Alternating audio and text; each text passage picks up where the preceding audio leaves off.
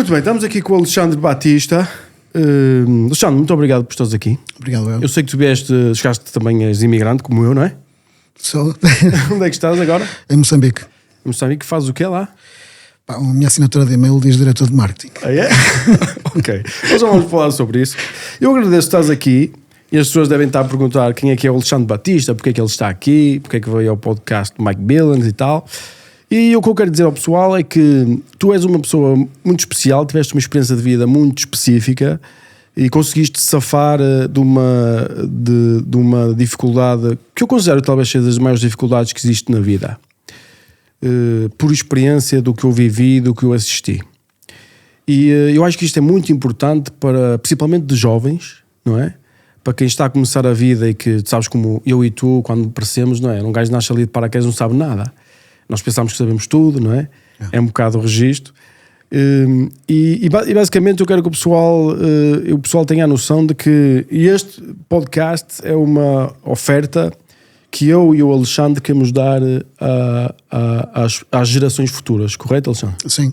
É este, não é? É um pouco isso. Sem romancear. Sem romancear. Dizer a verdade como ela é, ensinar, e nós aprendemos com as dificuldades dos outros, nós aprendemos com os erros dos outros, e as pessoas que tiverem dificuldades e que aprenderam, eu partilho sempre as minhas dificuldades, os meus desafios, tenham esse papel de, com a sua experiência, impedirem que os outros tenham os problemas, não é? Não bater com a cabeça onde os outros já bateram, não é? Sim. É um ditado fixe. Portanto, tens 48 anos, Alexandre. Nasceste na Póvoa de Varzim, cresceu em Esposende, onde viveu grande parte da sua vida, correto? Exatamente. Tu neste momento tens 3 filhos, 2 relações diferentes e orgulhas de serem todos amigos. Toda a gente é amiga. Sim. Uma coisa positiva. As duas mães. Contribuí um bocadinho para isso, mas... É? Ou seja, consegues manter uma relação equilibrada, não é? Com Sim. paz. Quando o objetivo ulterior é o bem-estar dos miúdos, tudo ajuda. Ou seja, a prioridade é o bem-estar dos miúdos. Sim. Certo? Tu és uma pessoa brincalhona, não é? Já vimos isso, que nós já falámos há algum tempo no telefone e tudo. E desconfia das pessoas sem sentido de humor. Muito. O que é que isso quer dizer? Quer dizer que quando uma pessoa não tem poder de encaixe, de abstrair um pouco e perceber que o que está a ser dito que não é literal, pá, então é complicado. Depois estou a perceber, raciocínio. Ou seja, quando as pessoas levam tudo a sério. Sim. Não é? Porque a vida, se calhar, levada a sério até é mais difícil, não? É, eu faço por não me levar assim tanto a sério. Exato. Muito bem. És um desconhecedor em série, ou seja, todos os dias descobres e gostas de aprender coisas novas. É verdade? Sim, sim. Gostas do ferro no ginásio, bem-vindo à Prozis. Muito obrigado. Eu fui um dos primeiros clientes, acho eu. A sério? Há quantos anos? Eu acho que foi 2008. Tanto quanto eu me lembro, a embalagem até vinha de Pontevedra. Não sei, não consigo precisar. Isso, foi muito cedo. Foi logo passado 6 meses nós fomos para esse armazém em Espanha. Nós mudámos para a Espanha. Depois voltámos, portanto foi mesmo no princípio, Portanto, sem dúvida. Foi há muitos anos. Vinha de Vigo, neste caso. De Vigo não, era Tui, o armazém que nós tínhamos. És um especialista em supino, mas estás lesionado. Estou lesionado, tenho aqui meio pendolite. Exato, acontece a toda a gente. Portanto, participaste no filme Balas e Bolinhos, não é? Como figurante. Como figurante lá? Sim, eu e os meus amigos do ginásio. Eu fui o único que fui ao casting e depois a produção perguntou-me se podia arranjar uns seguranças. Exato. E eu levei esses meus colegas e depois na noite em que filmamos, aliás até foram 2, os gajos comeram a comida toda do catering. Portanto, se estão a ouvir é devolver ao Luís Ismael. Muito bom. Portanto, a tua vida começa como sendo filho de comerciantes, não é? E contrabandistas, diz aqui. É verdade. Isto é verdade, pessoal? É verdade. Era nas fronteiras? Na fronteira o meu pai antes. Eu sou filho de uma segunda relação, portanto quando eu nasci o meu pai tinha 59 anos. Ok. O meu pai nasceu em 1916, se fosse vivo tinha 107 anos. Ok. Já faleceu em 1982, tinha eu 6 a fazer 7 anos. Ok. O meu pai já tinha uma tradição de contrabando na raia em Trás-os-Montes, não é? Ok. Mas depois andou por todo lado e acabou como comerciante na Póvoa de Varzim. Tinha lá uma coisa chamada Feira do Povo, um armazém muito grande, e fazia contrabando de Vigo, Porto, e depois, na realidade nem era Porto, Era por Goiá, que fica do outro lado de Caminha, para Caminha. O contrabando naquela altura era um business, não era? Era uma indústria, quase. Era o suprir, sim. E é engraçado porque isso é um património material que está um bocadinho perdido, acho eu. É a coisa havia até em Valência as trapicheiras. Chega só um bocadinho mais para ti o microfone. Peço desculpa. É um património muito interessante. Era uma indústria que era para suprir necessidades de coisas que não existiam em Portugal. Exato. O que é que eles traziam? Latas de ananás, chocolates, atoalhados, feitos à mão. Ou seja, já eram feitos na China e depois vinham para a Espanha e eram transportados ali. E eles traziam até Goiânia, do outro lado da Caminha. Havia lá uma senhora que recolhia aquilo e depois era passado por pescadores. Ok, em barcos pequeninos, não é? E alegadamente, com a ajuda da Guarda Fiscal. Claro, logicamente devia de ser, nada se faz sem saber.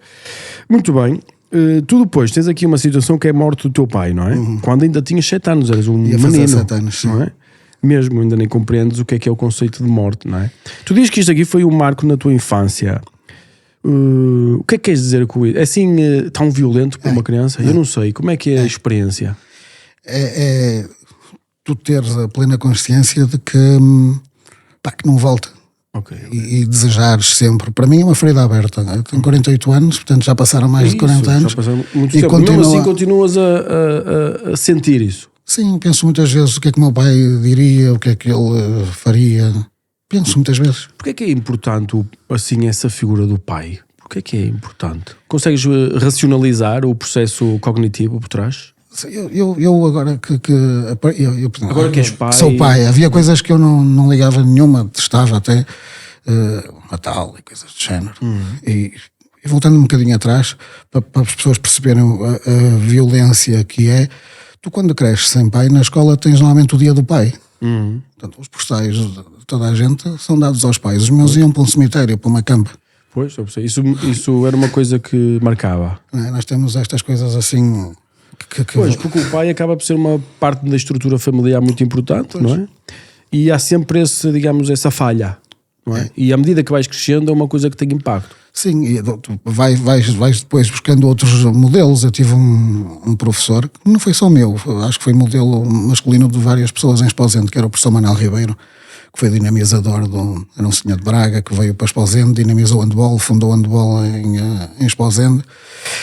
E era muito o pai de alguns de nós. Era uma pessoa que nos incutiu valores, que nos ajudou muito. Portanto, ali antes da adolescência, até eu comecei no handball pai com 10 anos, uma coisa assim. Estive lá até aos 16, salvo erro. E pronto, foi um substituto, no fundo, mas claro, não é a mesma coisa, nem de longe. Exato. Mas foi um homem que me marcou muito. Exato. Depois diz que cresceste sem dificuldades financeiras, sim, apesar de não teres pai, mas ajudaste sempre a mãe até aos 17 anos. Que remédio, ela obrigava-me. Exato. Pronto, e aqui começa a tua experiência com as drogas, que é o tema da nossa conversa aqui. Sim. No final da adolescência tiveste o primeiro contacto com as drogas. Como é que foi este primeiro contacto? Isto foi quase a pedido. Tu, quando és adolescente, por definição, és irreverente, não é? Andas sempre à procura. Um adolescente anda à procura da identidade, de saber quem é, quais são os valores, quais são as regras, os critérios. Portanto, e muitas vezes não os encontra. Portanto, eu andava revoltado com tudo e mais alguma coisa, sem motivo. Ou seja, não valorizava o que tinha, não valorizava as pessoas. Não é? Adolescência, não é? É uma doença. Exato. Quase. E estamos a falar dos anos 90. Os anos 90 em Portugal tínhamos uma epidemia a nível de drogas. Mas uma epidemia... Pois, nós tínhamos porquê? Porque as drogas entraram no país e não havia formação, não havia conhecimento. Concordas com isso? Sim, havia pouca informação, pouco conhecimento, não sabíamos o que é que poderia acontecer, não é? Na década de 90. E era aquela cena a droga faz mal, a droga mata e não sei o quê. Depois um gajo via o pessoal a drogar-se e eles pareciam divertidos. Exato. É assim, isto se calhar não é bem assim. A experiência, logo, como é que foi? Que tipo de drogas? Porque há muitas drogas, não é? Uma delas é o café, outra delas é o álcool, mas há outras drogas diferentes, não é? A tua primeira interação foi com que droga? a minha primeira interação de drogas de abuso, Sem ser álcool? sem ser álcool, foi AX, mas lá está, foi que os canabinoides, mas na mesma semana ou na mesma altura foi logo heroína, ou seja, eu nem tive... Mas isso é um bocado radical, tipo, o pessoal não sabia que a heroína era uma droga completamente diferente? Sim. Sabias? Sim, E porquê sabia. é que tu foste logo num barco assim tão violento? Como é que consegues... Lembras-te? É uma questão de personalidade. Havia ali muita autodestruição, havia ali muita revolta, e então, e depois havia ali, não vou dizer que havia pressão de pares, até porque as pessoas com quem eu consumi, as primeiras com quem eu consumi, eram muito mais velhas. Pois, havia aqueles junkies que vêm dos anos 80. Esses junkies, eles normalmente dizem-te para não consumir, não é? Pelo menos a minha era assim. Diziam, isto não deves consumir isto, eu não sei o que mais. Eles chegaram-te a dizer isso ou no teu caso não? Sabes que a primeira vez que eu consumi heroína de forma injetada, eu já estava completamente pedrado, com a heroína a circular no corpo e a sentir o efeito da heroína, e o tipo estava-me a dizer isso, o que é de alguma forma... Ou seja... acho que veio um bocadinho tarde. Se calhar veio tarde, não é? Agora, o que me traz aqui, e não é a primeira vez que eu falo sobre drogas, hoje em dia não se faz prevenção primária, não se faz prevenção sobre drogas nas escolas, principalmente com adolescentes. O que é prevenção primária? É a primeira linha de prevenção antes que aconteça o problema. Porque quando que tipo de estratégias é que podes usar? Tipo, formar, ensinar o que é que são as diferentes drogas? Sim, é um bocadinho o que estamos a fazer aqui, mas lá está, ressalvando sempre uma coisa. Porque é que não se faz prevenção nas escolas, por exemplo, com adolescentes? Porque eles pensam, se aquele gordo conseguiu, eu vou conseguir também. O gajo consumiu, sim, ele safou-se. Mas pouca gente. Quanto é que é a porcentagem de pessoas que se safa? É muito pouco, é de pá, 2%. 2%? Dizem que sim. É uma probabilidade mesmo baixa. Há cancros com muito melhor probabilidade. Quase todos os cancros têm mais probabilidade. Portanto, não há cancros, é quase todos. Eu trabalhei na área do tratamento, não é? Depois, sim. As famílias às vezes diziam, isto é um cancro que nos entrou em casa. A minha mãe dizia isto. Ou seja, ela achava que era uma doença. Sim. E é uma doença, quer dizer, é uma doença sistémica, porque apanha toda a gente, não é? Sim, mas é uma doença também individual, não é? Tu não eras uma pessoa doente? Sim. Ou não? Porque eu acho que é uma doença. Ou seja, não começa por ser uma doença, começa por ser uma diversão, mas aqui estamos, a questão é assim, nós vamos falar em canabinoides, não é? Não, vamos falar em álcool. A heroína é uma coisa diferente. Muito diferente. Está num nível completamente diferente. Sim, tanto a nível de consequências, como a nível de percepção do público, porque são tipo alcoólico, não sei o quê, coitadinho, bêbado da aldeia, não sei o quê. Pronto, mas ninguém lhe liga. São tipo heroinómano, tem outras... Exato. Tem outras vicissitudes, tem outro estigma, é totalmente diferente, mas... Pegando um bocadinho nesta questão da heroína do consumo de heroína como doença. No teu processo normal, tu começaste a consumir heroína, não é? Primeira vez que consomes, vais logo de canabinoides para heroína, que é logo roda no ar, não é? E cocaína a seguir também, por acaso. Exato. Vais logo para mais pesada, mas depois, não é? Isso é outra coisa que temos que falar, sobre o conceito de drogas leves e drogas pesadas. Porque é uma coisa muito importante. Eu, por exemplo, a primeira coisa que aos meus filhos ensinei foi, existem muitas drogas diferentes, não é? Muitas. E expliquei-lhes cada uma o que é que faz e o que é que não faz. Porque se nós metemos tudo no mesmo bolo, eu acho que corremos o risco de dizer o quê? De eles irem para os seus colegas e verem, por exemplo, os colegas a fumar um charro e dizerem, até não faz mal, não é? Porque já não há anos e anos e anos a fumar, então faz mal. E depois dão um salto, pensam que a heroína é a mesma coisa que um charro. Eu não estou a dizer que um charro é uma coisa boa, mas a heroína é do nível estratosférico em termos do impacto que tem na tua vida, não há comparações, não é? Sim, é diferente. Concordas comigo? Concordo, a menos que, porque fumar erva, fumar AX, fumar qualquer coisa com THC é um totoloto. E há pessoas que têm uma propensão para desencadearem doenças psiquiátricas a partir dali. Sim, mas isso acontece em qualquer substância que tu consomes. Sim. Tu podes consumir álcool e quando dás por ela tens uma tendência natural a ficar viciado. Tu podes consumir tabaco, eu se fumar tabaco eu não fico viciado em tabaco. Simplesmente não fico. E há pessoas que se calhar começam a fumar 2 ou 3 cigarros e ficam... Ou seja, nós todos temos que operar num nível de cuidado. Sim. E de respeito por qualquer substância que consumimos. Eu se fumar hoje 2 cigarros, amanhã provavelmente fumo 4 e daqui a uma semana estou a fumar um mais. Sim. Okay. Uma questão de... Eu se fumar não fumar todos os dias, hoje, durante um mês, eu depois nem me lembro que deixei de fumar. Pois. Ou seja, todos temos organismos diferentes, reagem diferentes a diferentes substâncias. Por isso é que o autoconhecimento, que é uma das coisas que se trabalha muito no tratamento, é muito importante. Saber a pessoa saber como é que é. Conhecer-se. Saber. Como é que foi então o teu processo então? Como é que a tua vida se desenrola? Ok. Ou seja, tu começas a fumar heroína. E fumaste uma vez numa semana? Algumas vezes com algum pessoal. Mas como é que foi o processo? Aquilo é um namoro. É um namoro, vais uma vez, não é? Vais outra, não tens o síndrome de privação, não é? O vulgo ressaca, não tens. E vais outra, e até vais brincando com o fogo. A heroína é uma amante, só que perniciosa, não é? Exato. Insidiosa, que vai entrando ali. E depois há a ilusão de controle. Tu pensas, eu controlo isto. E tu vês aquele pessoal que foi para tratamento e anda a entrar e a sair de tratamento, e tu pensas, nunca me vai acontecer isto, até porque eu não tenho... Ou seja, demora, não é muito, demora algum tempo. Demora mais ou menos quanto tempo até te produzir uma habituação? A mim foi cerca de 6 meses, nem isso, talvez menos um bocadinho. Rápido, não é? Ou seja, não é assim tão lento como isso, não é há anos. Não é? Ou seja, foi quando... Porquê? E nos teus colegas, tu viste que era mais ou menos ao mesmo tempo? Ou varia? Ou há estudos sobre isso? O que eu vi é que isto depende tu vais ganhando tolerância às coisas. Eu notei ao fim de 6 meses por um motivo muito simples. Porque foi quando tive que parar. Ok. Na altura fui à França com uma amiga, não sei o quê, e não tinha como comprar. Eu comecei a ter dores de costas e suores e não sei o quê. E eu, o que é isto?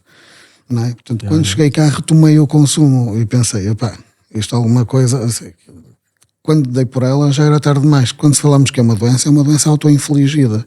Ok. Mas é engraçado é que tu te sentias que controlavas. Sim. Usavas isso como forma de entertainment, vamos chamar assim, de entretenimento, como se fosse fumar um cigarro ou beber um copo de álcool. Nós chamamos isto de drogas recreativas, mas a heroína é muito específica. A heroína é uma droga depressora do sistema nervoso central. Isso. Okay. Por exemplo, a cocaína excita. É o contrário. Isso. E então também acho que tem a ver muito com a personalidade da pessoa. Eu sinto que ali que era a droga que encaixava comigo, que eu precisava de ficar numb. Mais relaxado, adormecido. Não sentir nada. Portanto andei assim num on and off com heroína. Entretanto fui fazer o serviço militar obrigatório porque não podia adiar. Portanto, tinha aprovado por faltas, aquelas coisas, não é? Mas enquanto consumias? Ia consumir. Então chego ao serviço militar obrigatório e paro de consumir a frio. Ok. Mesmo. Só que estava lá uns 6 meses e conheço em Lisboa, estava no quartel-geral do Governo Militar de Lisboa na altura, conheço umas pessoas do Porto, ligadas a uns bairros, não sei o quê, e tipo, veio, olha, e isto? E eu quero não é? E recomecei ali. Nesse processo estavas aonde? Já tinhas a tua primeira experiência? Tinha sido há quanto tempo? Eu já tinha... Eu não me considerava dependente aí, mas a primeira experiência já tinha mais de 3 anos, 2 anos e tal. Ou seja, conseguiste operar durante 3 anos... Assim, num registro de... Sim, mas a consumir muito pouco também. Nunca envolveste em grandes quantidades que podiam, se calhar, aumentar a resistência, não é? Sim. Era sempre um registro. Depois, se calhar era um tipo um bocado atípico, porque também consumia muito sozinho. Acabei por me afastar das pessoas e a consumir sozinho. Põe assim um micro mais para este lado. Peço desculpa. Isso. Quando voltei depois na tropa, então comecei a consumir de novo. Quando volto, paro de novo, mais uma vez, a frio. Quanto tempo conseguias parar? Às vezes variava, 1 mês, 3 meses, não sei o que é, só que vivia com aquele bichinho, que é um problema, porque tu enquanto não te conheces, enquanto não te reeducas, ou és reeducado, não é? O bicho come-te por dentro. Mas os outros pessoas que podem, por exemplo, ter esse fenómeno de habituação, conseguem, por exemplo, parar 1 mês e 3 meses como tu conseguias fazer? Não sei, acho que sim. Acho que toda a gente consegue. O problema é isto. A desabituação física é uma coisa simples. Okay. Tu paras, Sofres? não é? Sofres muito, mas é um filme, porque na realidade é uma gripe. Uma espécie de uma gripe. Só quando estás habituado ao prazer, tudo o que seja falta de prazer é extrapolado para níveis. A vida fica aborrecida. Fica sem propósito. Exato. Porque apesar de não há vida mais aborrecida que e podemos chegar aí mais daqui a pouco, que um adito, que um viciado em heroína. É a coisa mais monótona que existe. O gajo acorda de manhã, consome, se deixou do dia anterior, senão vai ter que ir procurar, a comprar e não sei o quê.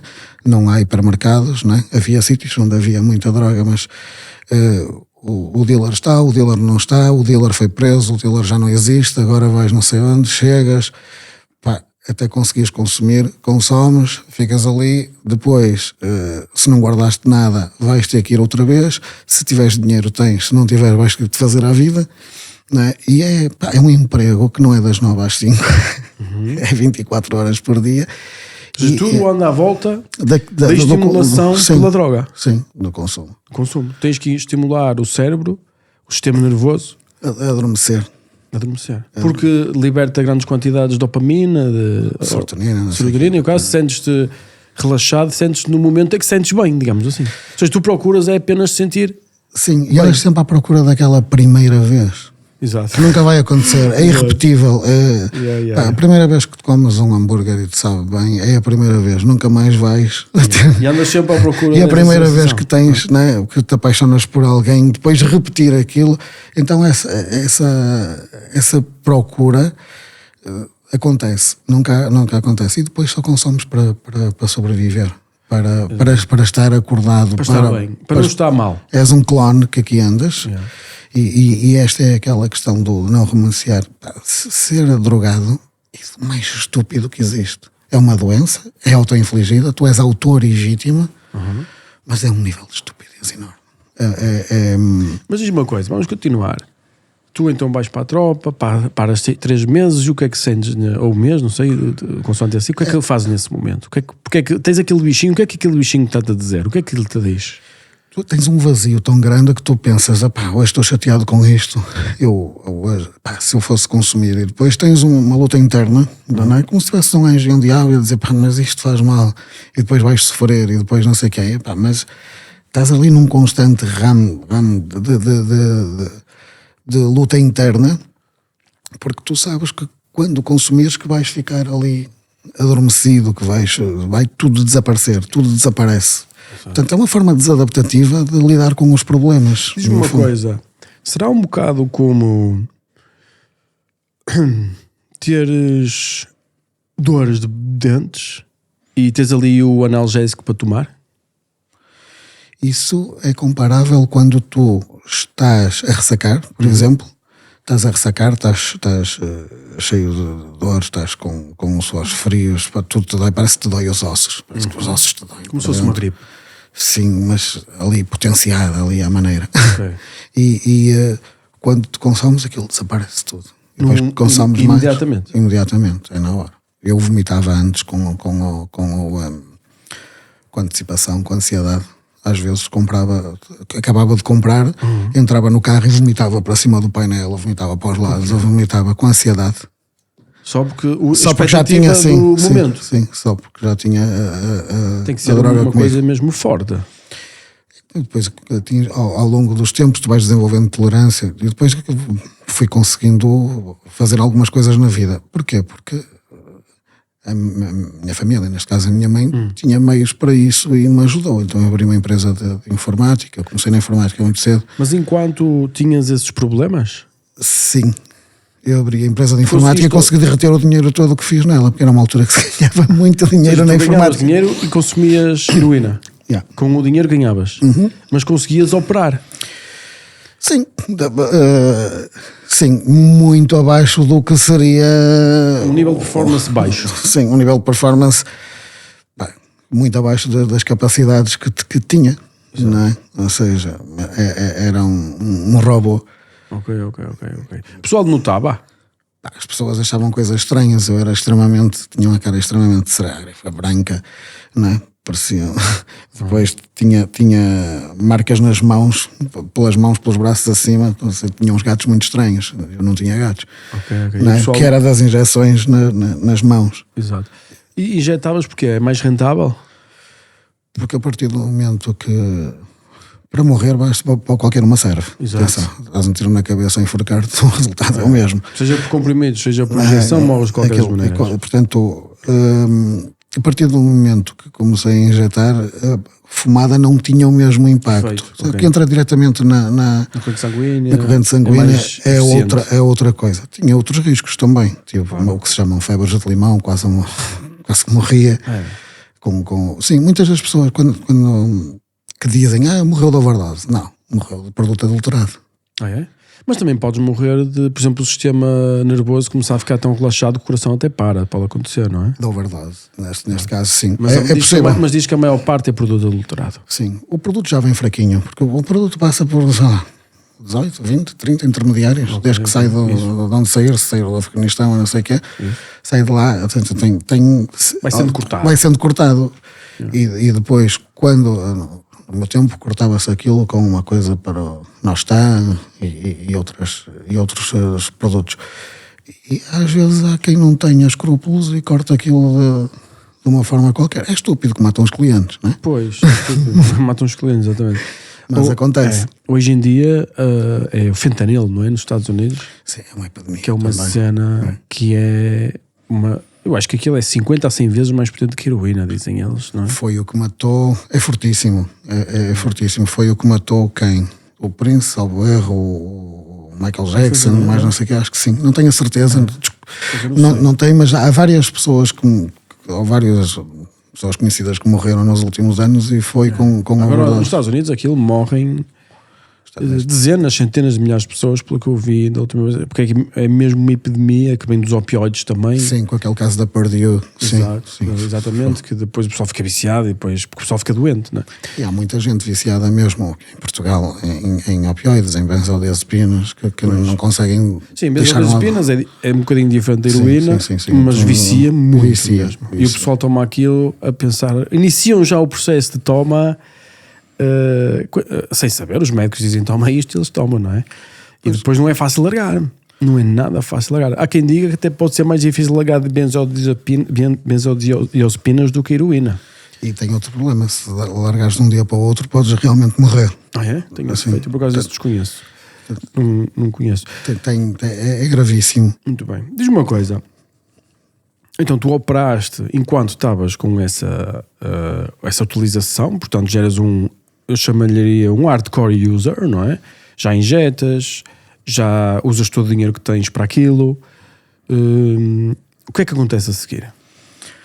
A seguir tu vais gastar até não conseguir mais e degradar tudo o que está à tua volta, porque a minha vida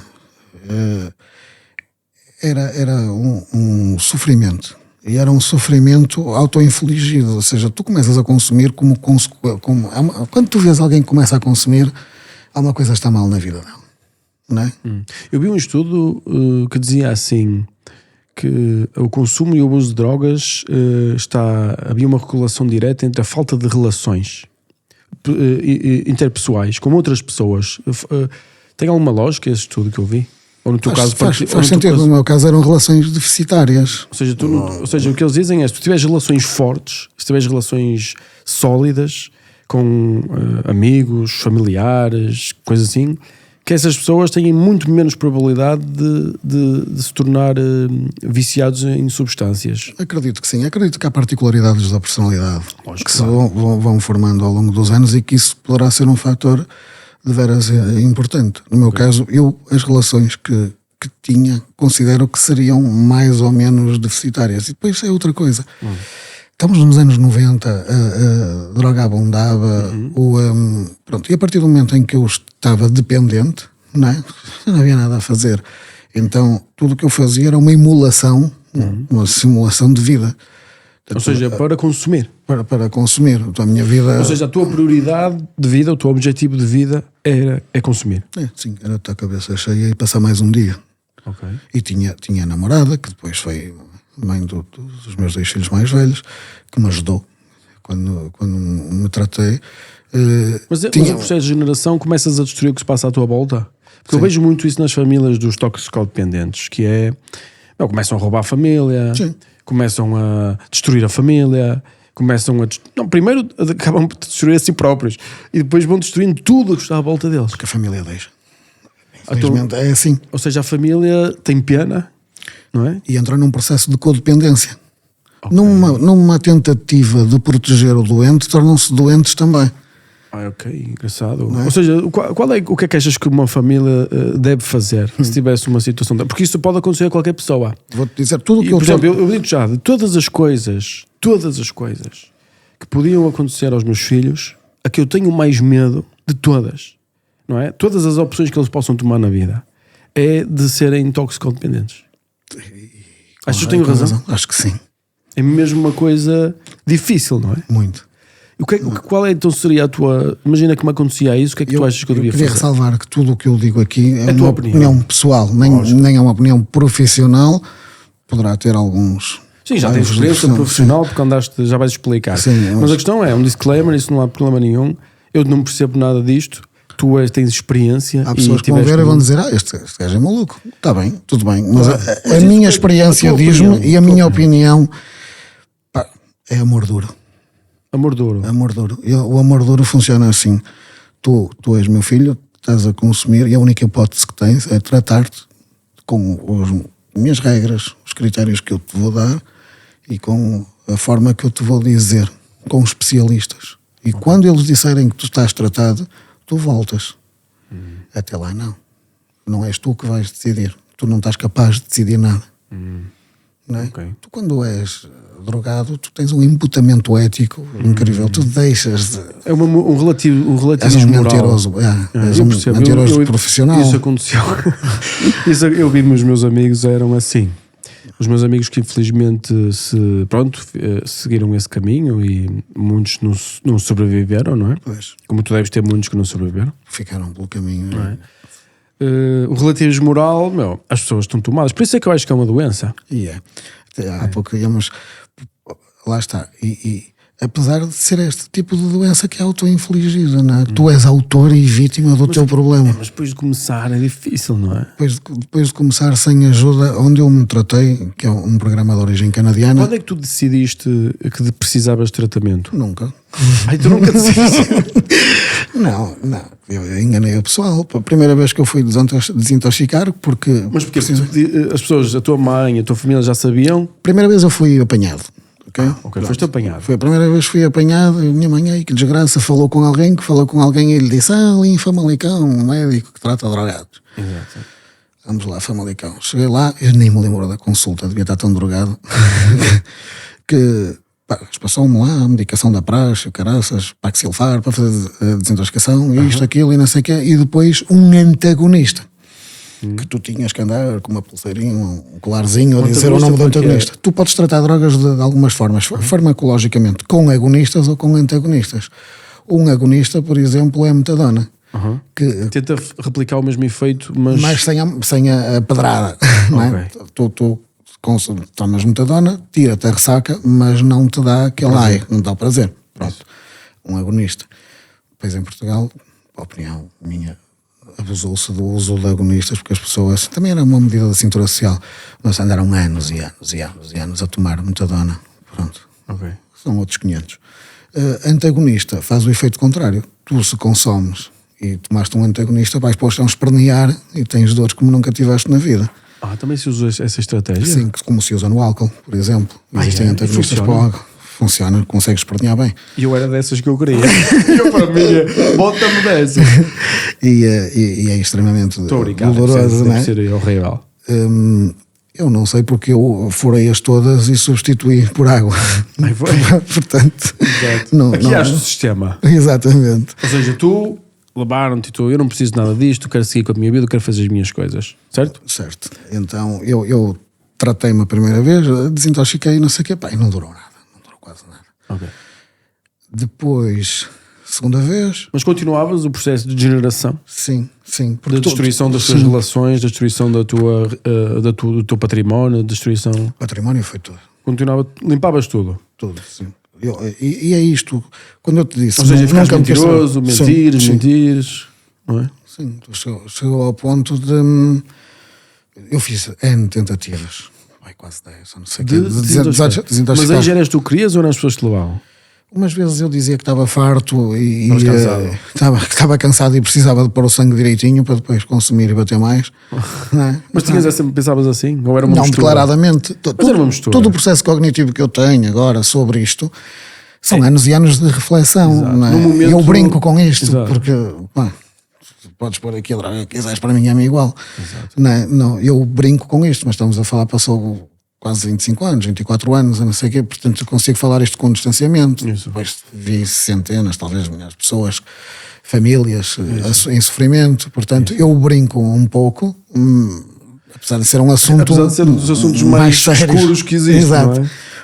Mas eu nunca me quis tratar, na realidade. Tratar do ponto de vista... Eu sempre pensei, deve haver uma forma de conseguir consumir e viver a minha vida, que não existia, porque... Mas havia essa expectativa. Havia. Tu tinhas essa expectativa. Fantasia, sim. Tinhas essa fantasia. De conseguir lidar com tudo. É a falsa ilusão de controle. Isso. E depois, o que é que aconteceu? Gastava mais que o que ganhava, apesar de ser os anos 90 e ganhar-se muito dinheiro na área da informática, as margens de lucro do hardware eram coisas loucas, não é? Okay. Mas chegou um ponto que abri um buraco num fornecedor, fui a correr para a mamã. Isso. Pronto. Ela pagou a primeira vez, a segunda vez já não. A segunda vez eu tive que vender, o meu pai tinha-me deixado um apartamento, a minha irmã em herança, tive que pedir à minha irmã para se vender aquilo, lá vendi, paguei a dívida, ficou algum, derreti esse dinheiro todo. Depois vendi o carro. Quanto que gastava por dia? Eu gastava na altura 40 contos. 40 contos, 200 paus. Quando eu estava na pior fase, antes de... 400 euros por dia hoje, se calhar. Talvez por aí. É muito dinheiro. 20 de manhã, 20 à noite. Mas é muito dinheiro. Mas há muitos toxicodependentes que não conseguem gastar esse tipo de dinheiro. Não. Tu consomes ao teu nível. É consoante o dia que tiveste. Exatamente. Exato. E eu quando cheguei ali à fase em que estava já farto, apesar de ter a fantasia de continuar, já só tinha dinheiro para tipo 2 contos por dia.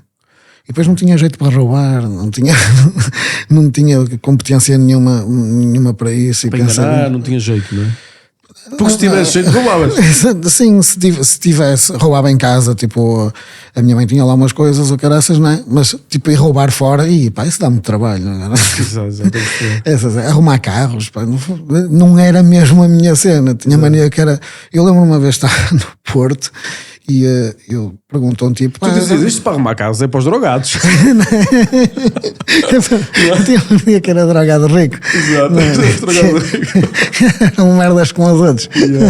Mas eu lembro-me de estar para falar com um tipo e disse-lhe, pá, eu vou ali, não sei o que, eu vou ao antigo Tarrafal, que é o bairro São João de Deus. Isso. E vou lá e o cara, se vou apanhar um táxi. Ele, um táxi? Um táxi? Eu vou de autocarro. Eu nunca entrei num autocarro. Muito bom. Então comecei a perceber que havia níveis de drogado. E depois, pá, o São João de Deus era assustador do ponto de vista, era uma coisa incrível. Depois eu chegava lá às vezes de casaco comprido, tipo uma Matrix, as pessoas falavam água, pensavam que era polícia. Os gajos começavam a olhar, depois começaram a ver que era mais um. Exato, habituaram-se.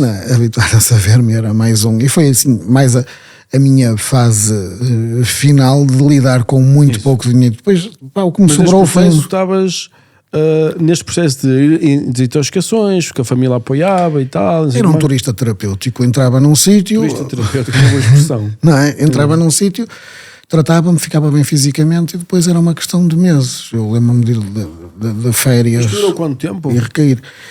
Isto A fase final, assim, de andar a entrar e a sair é tipo 1 ano, até eu me tratar mesmo. Isso. Sendo que eu encontrei o sítio que me salvou a vida. E o sítio que te salva a vida, para mim foi este, podia ter sido outro, para outros é outro, filosofias diferentes. Do teu primeiro consumo até esse sítio, quanto tempo foi? Do meu primeiro consumo a esse sítio são quase 6 anos, mas de consumo hardcore são 3. Ok.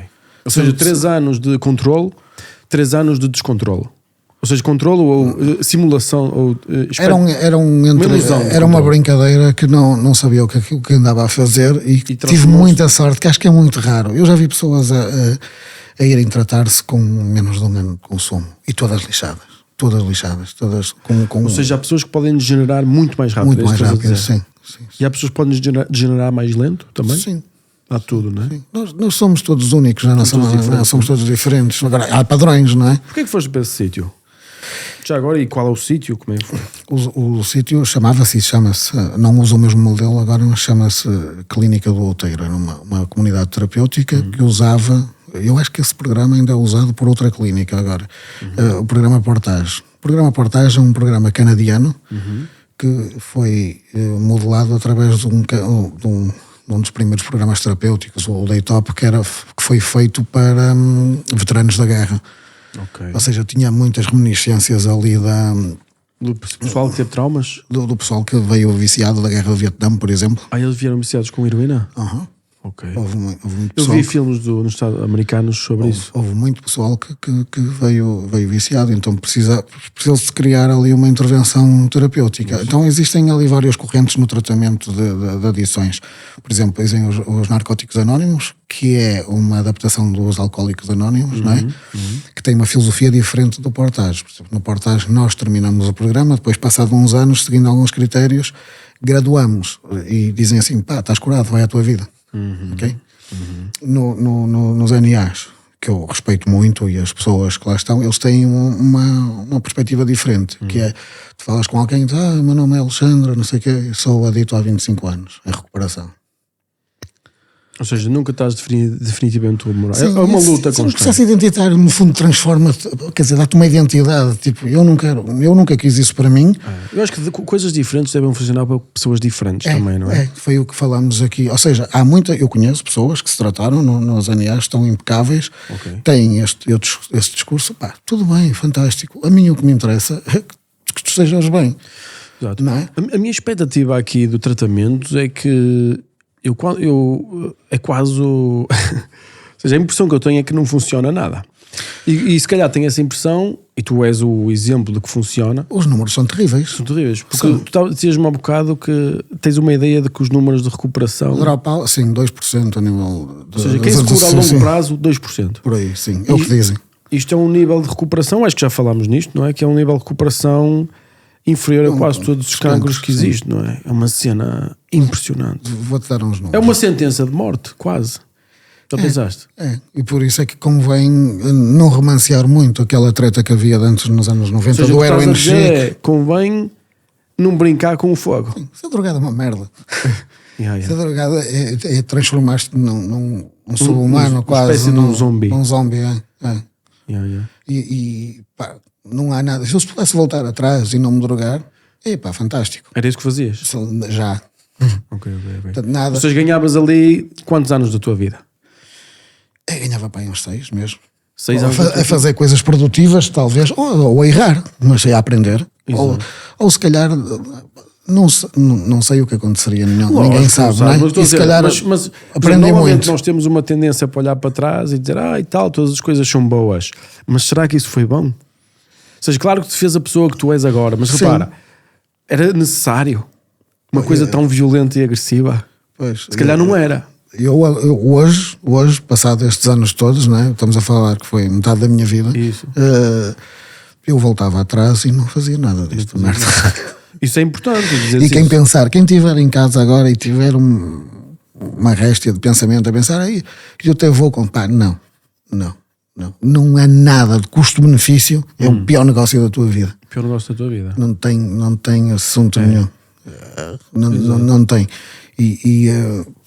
Eu não é experiência nenhuma que valha a pena, não vais ganhar nada, porque a droga substitui todos os prazeres da vida. Ver um pôr do sol, o sexo, apreciar qualquer coisa, um bom filme, uma boa comida, uma boa bebida, qualquer coisa, substitui tudo aquilo. E por isso é que é preciso tempo também para tratar.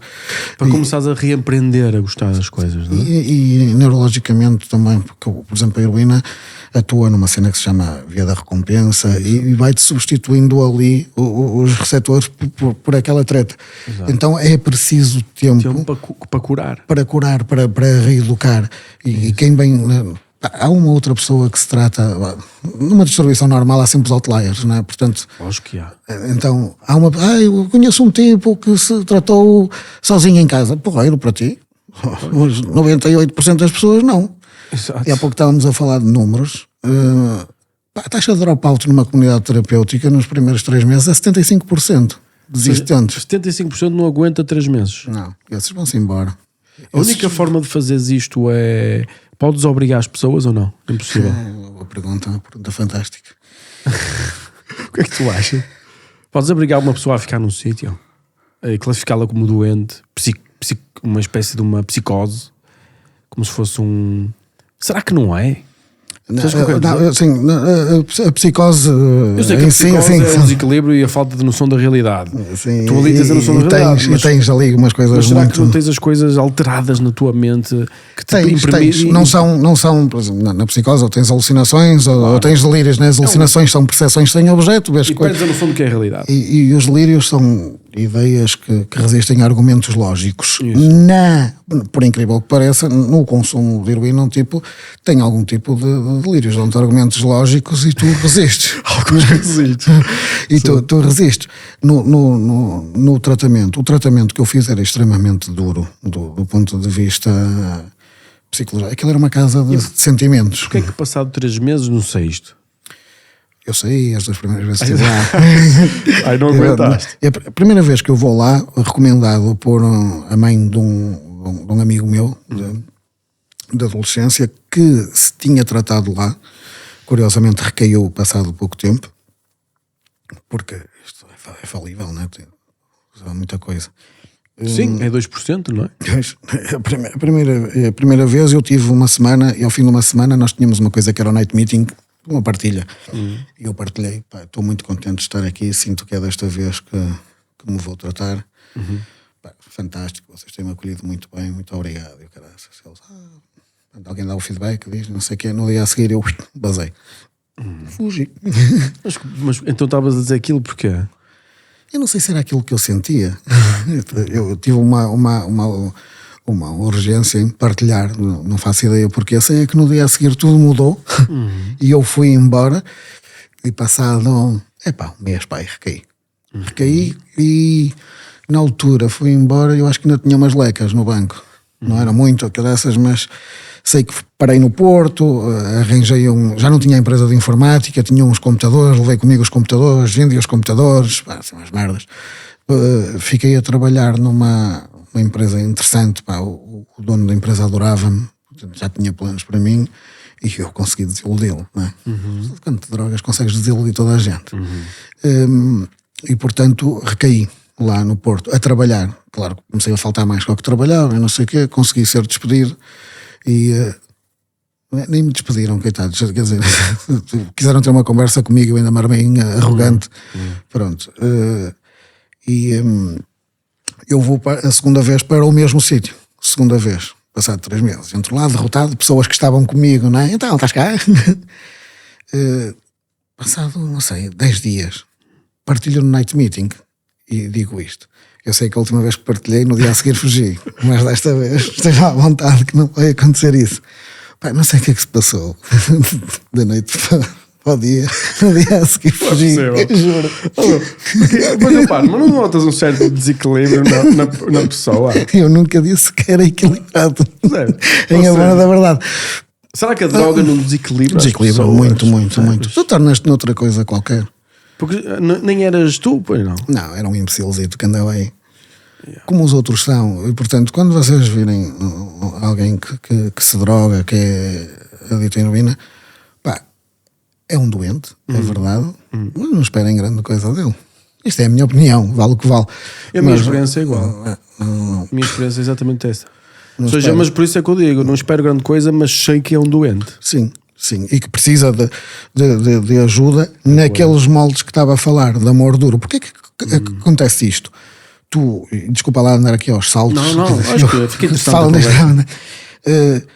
Tu és o pai e tu dizes, pá, tu és o meu filho, tu vais-te tratar, tu não entras mais nesta casa enquanto lá o sítio onde estiveres disserem este gajo está pronto para vir. Já passou tudo, fez os contratos todos, o gajo está impecável, nós avalizamos aí a saída dele.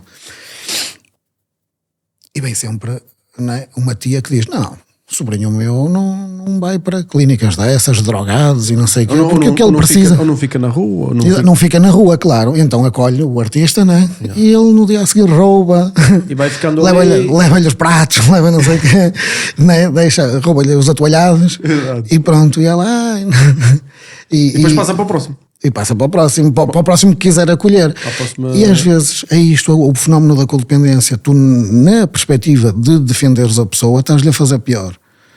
E eu vi casos em que filho meu não fica na rua. Pronto, então continua a lamentar-lhe o vício e ele acaba por morrer. Por overdose, sim, por droga adulterada, por acidentes. Acidente, degeneração. Tu consomes, seja heroína, seja cocaína, e tu tens um estado, porque uma coisa há pouco falaste de tabaco. Se tu fumares um maço de tabaco, ficas enjoado de seguido, não é? Isso.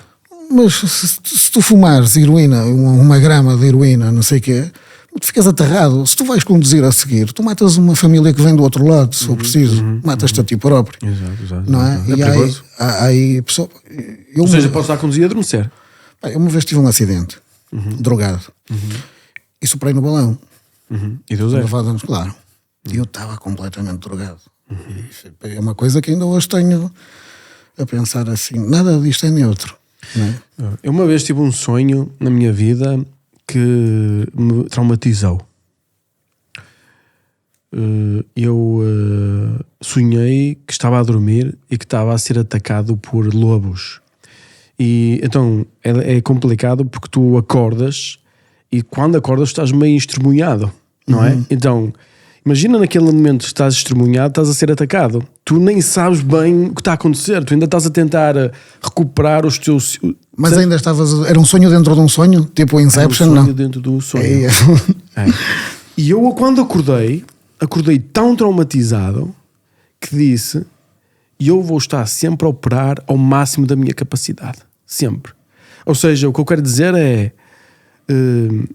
eu não vou desempenhar... Por exemplo, eu vou desempenhar uma atividade. Eu não bebo álcool numa atividade.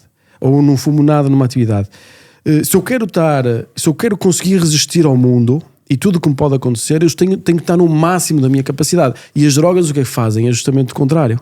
Elas retiram de capacidade. Sim, apesar de haver aí uma agenda que... agora há os neotrópicos e isto, não sei o que... Há toda uma agenda de que... a droga faz-te... Bem, não é o THC, não é isso. Não é? Ou se faz o quê? A droga faz o quê? Há usos terapêuticos da droga, mas isso todos já sabemos. As drogas são todas terapêuticas. Não, ou seja, em determinada dosagem. Não é? Para uma determinada doença. Sim, a cocaína é usada para... na forma de xilocaína. Os opiáceos são das drogas mais importantes que existem no mundo. Deus queira que eu morra a tomar opiáceos. Estou a falar sério, porque para... estás a morrer no fim da tua vida, cheio de dores. Sim, para suprir a dor. Tu precisas de ajuda, tu não vais estar ali a sofrer como um cão, Claro. É uma droga absolutamente incrível. Mas não é para... Mas são as legais, não são são legais e são administradas com um objetivo concreto de eliminar a dor de alguém que não tem possibilidades de recuperar, não é? Exatamente. Que é o fim da vida. Não é... Agora, fazer este push de drogas de abuso como se fosse uma coisa boa, não é em sociedade nenhuma. E nós estamos aqui, do meu sonho é relativo principalmente a drogas, porque tudo é drogas, como dissemos, o café é uma droga. Sim. E tu podes dizer, o café estimula, mas tu também pagas um preço pelo café. Não só tem coisas boas e tem coisas más, não é? Nomeadamente o café, na realidade, só para elucidar as pessoas pensam que tomam um café e que ficam com mais energia. Não, as pessoas não ficam com mais energia. Disfarça, não é? As pessoas não têm a noção é que estão sem energia. Então tu estás desliga a sensação da cena de energia. Então tu depois vais pagar o preço, depois vais começar a ter problemas a dormir, não sei. A maior parte das pessoas tem problemas a dormir, só têm que fazer uma coisa: é deixar de tomar café. Tipo, resolve 90% dos problemas das pessoas que não conseguem dormir. Mas não, as pessoas tomam um café e tomam os benzodiazepinas. Eu tenho um problema sério com café. Só não estou a arrumar carros para tomar café porque o café é barato. Se calhar tens uma apetência para ficar viciado com facilidade. Viciado, sim. Mas eu tenho a perfeita noção disso e vou tratando. Neste momento eu evito... pessoas que se largarem o café sofrem durante um ano, cuidado. Eu se largar o café sofro durante 3 dias. Depende muito de pessoa para pessoa. Eu evito tomar café depois das 3 da tarde para ter um sono relaxado. E eu fiz uma coisa no outro dia que também quero partilhar contigo. Se calhar foi a experiência que tu tiveste muitas vezes e diz-me se é isto. Eu às vezes gosto de fazer jejuns e tal, e principalmente na altura da Páscoa é quando eu gosto de fazer mais, porque a Páscoa é um momento muito importante para mim e eu não quero comer, não é? Só que este último ano eu não comi nem bebi café. Eu estava a passar uma fase mais viciada em café, tomar se calhar 2 cafezinhos por dia. Para mim já é muito, porque eu reajo muito à cafeína, é uma droga poderosa para mim. Eu no passado 48 horas sem comida e sem café não valia a pena viver. Estou a falar a sério. Eu sentia-me tão sem vontade de viver. Percebes o que eu quero dizer? E eu digo assim... se é isto que o pessoal que tem de drogas sente, isto é absolutamente terrível. É uma desesperança. Desespero absoluto. É tu não teres nada que te mova. E é só uma cena química, estás a ver? Dentro de mim. Claro que no meu caso duraria 2 dias ou 3 dias. Não, quando começas a comer, parece que começa a tomar o café, que é o que acontece, não é? Mas eu sou sincero, a heroína seria... É uma coisa que eu não tinha coragem, por causa justamente do nível de sofrimento a que te vais expor no futuro, não é? Por isso é que eu digo que não vale a pena. Não compensa, definitivamente. Não parece. Ou seja, quando tiveres 80 anos e estiveres a morrer, ou 90, estiveres no fim da vida, eles vão tratar de dar muito opiáceo para tu não sofreres tanto. Eu, como já gastei os meus créditos todos, já não posso. A ti não te vai fazer efeito, estás feito ao vivo. Vou acordar. Eles vão estar a dar. Com este homem não funciona. Pode ser um preço que tenhas de pagar, infelizmente. Pode ser, sabes. Vai ter que ser. Mas pode ser que nesse momento já exista outras substâncias com outras capacidades, não é? E há sempre novas evoluções tecnológicas. Agora, o desespero, não é? Ou seja, 2 coisas que eu acho que tiveram impacto na minha vida em relação a esse fenómeno foi esse sonho que me colocou sempre muito atento. E, ou seja, eu não compreendo como é que alguém vai para um restaurante e bebe e fica bêbado. Eu não compreendo, porque tu depois vais sair à rua. E o que é que te pode acontecer? Tu não tens controle sobre a tua vida. Se queres beber, vai para a tua casa, senta-te na tua casa, percebes? E reduzes drasticamente o risco de perderes o controle da tua vida. Percebes? Para mim é importante o controle. De, pelo menos as coisas que eu consigo controlar, que são poucas, essas vou controlar, não é? É um bocado nesse sentido que eu estou a falar. E quantas pessoas morrem por causa de acidentes de carros do álcool, não é? Quantas pessoas...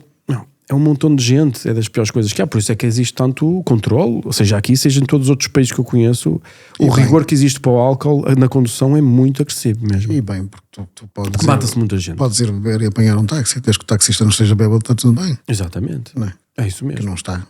Mas o que eu estou a dizer, não estou a dizer que as pessoas não devem fazer isso, estou a dizer, do meu ponto de vista, se é para... Percebes o que eu quero dizer? Perder o nível de controle da tua realidade é um preço muito grande para eu pagar. Eu prefiro não fazer. É a minha mentalidade, estás a perceber? Não sei se está certo ou não, porque depois as pessoas querem se entreter das mais diversas formas. Eu não gosto muito de ficar...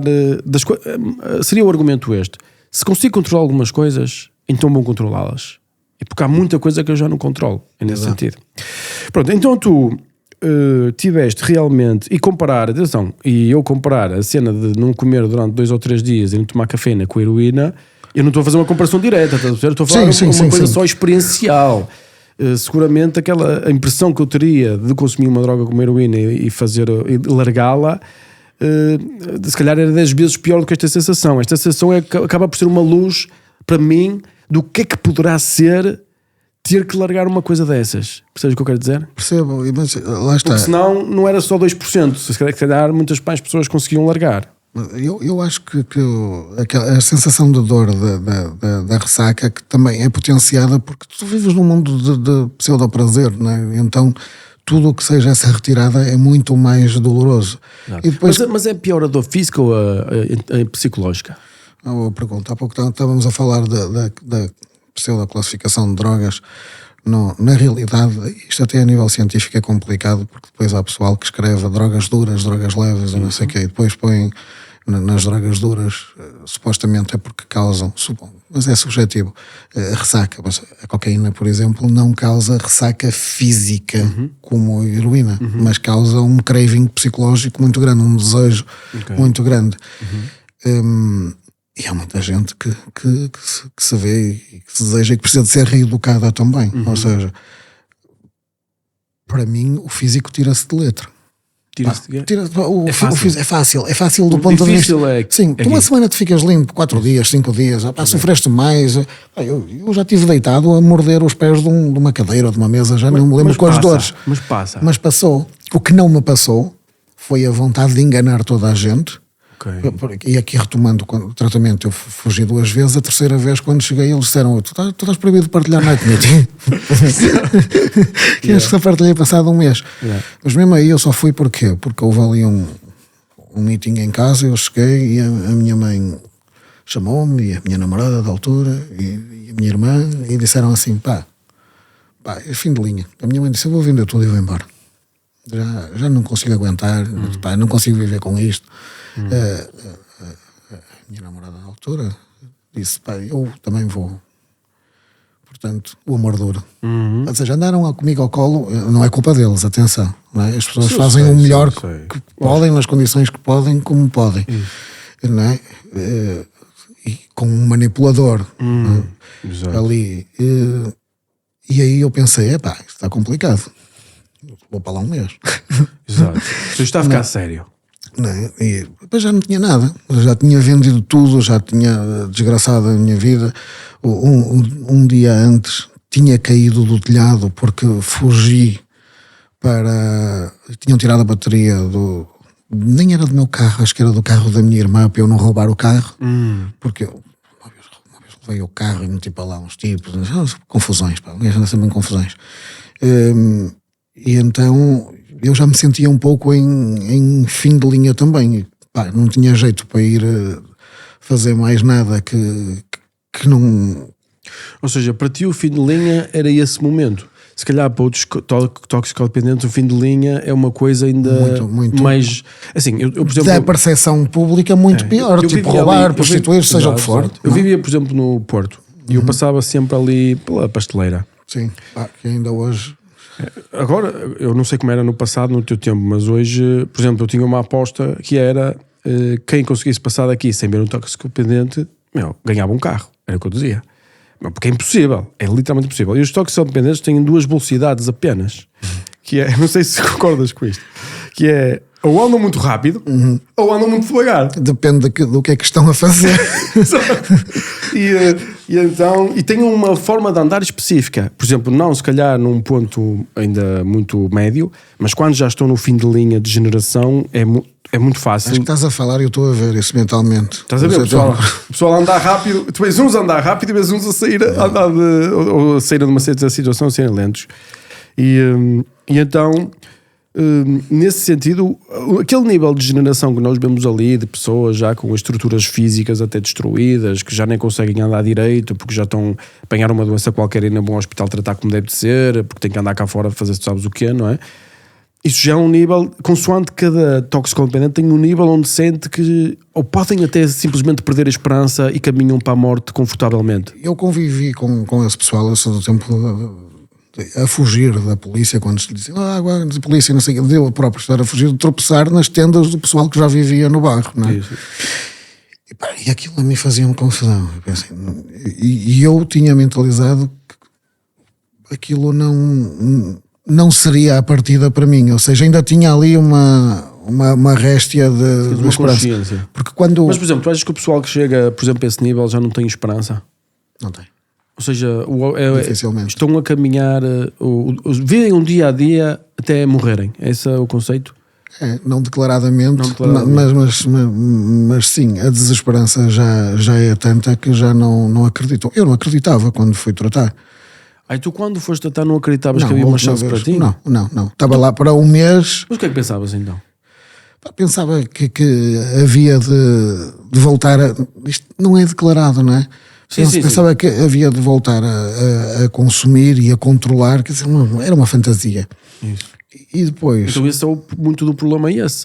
É que nunca há realmente vontade de largar. Tu, quando tens um drogado a dizer que se quer tratar, das duas uma, ou tem a polícia atrás, ou não tem dinheiro já, ou está com problemas e entrega-se nas mãos dos outros. Eu fiz um bocado isso, não é? Já não tinha, já tinha vendido o carro que ainda não tinha pago, ou não sei o quê, também me entreguei um pouco. Quando me chamaram e disseram, olha, vou vender isto tudo, e eu, olha, está aqui a deixa perfeita para eu me ir tratar. Mas vou estar um mês e depois logo vejo, sempre com os esquemas na cabeça, não é? A pensar, o que é que eu vou fazer? Passou um mês e eu pensei, vou ficar mais outro mês. Okay. E mais outro. O programa é duro, mas com os teus sentimentos tu és obrigado a refletir sobre o que é que te levou. Mas o que é que desta vez ficaste mais tempo? Não sei. Ou é difícil de saber? Foi começar a ouvir, mas eu acho que a primeira fase eu divido o meu programa eu tive 17 meses, 14 residenciais internado e depois mais 3 que se chama fase de transição, em que já estava a trabalhar e tinha que vir dormir a uma casa de transição e fazer testes de urina todos os dias, ou dia sim, dia não, ou não sei o quê. E então, nessa fase de residencial em que estava ali, ao fim de um mês comecei a ouvir qualquer coisa, mas estava a simular. E eu divido o meu programa, chega ao 8º mês, mais ou menos, e eu estava de malas feitas para ir um dia acompanhado a casa. Tu vais cumprindo certas coisas e vais ganhando regalias. Quando chegas lá não és ninguém. Então, ao fim de uma semana, se cumprires as regras básicas da casa, ganhas 5 minutos de telefonemas. Depois, se cumprires não sei o quê, ganhas 6 horas de visita. Ou seja, os teus familiares vêm-te visitar. Não há nada oferecido. Não freelancers. Os teus familiares vêm-te visitar 6 horas. Que na realidade são 4. Pronto. Depois ganhas telefonemas tipo completos, ou 3 vezes por semana, uma coisa assim. Depois ganhas um dia acompanhado a casa.